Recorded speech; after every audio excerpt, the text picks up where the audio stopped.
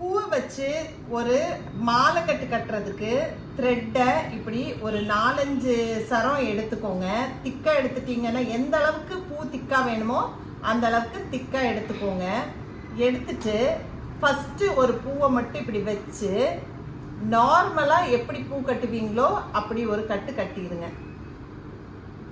கட்டி அதை டைட் பண்ணிட்டு உங்கள் இந்த இந்த விரலும் இந்த விரலும் சேர்ந்து அந்த பூவை நல்லா பிடிச்சிக்கோங்க.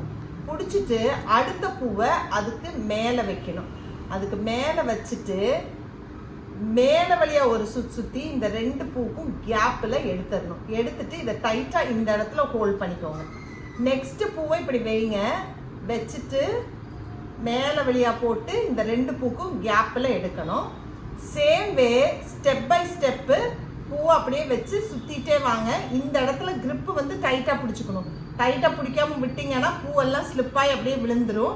கண்டினியூஸாக அப்படியே ரோல் பண்ணிட்டே வந்தீங்கன்னா அடுத்தடுத்து அப்படியே ஸ்டெப் பை ஸ்டெப் வைங்க. அந்த பூவை நல்லா ஹோல்ட் பண்ணிக்கோங்க.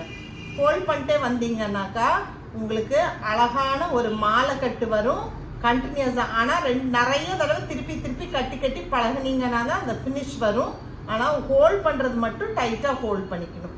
சுற்றிட்டே வந்தீங்கன்னா அழகான செண்டு வந்துடும். ட்ரை பண்ணி பாருங்கள்.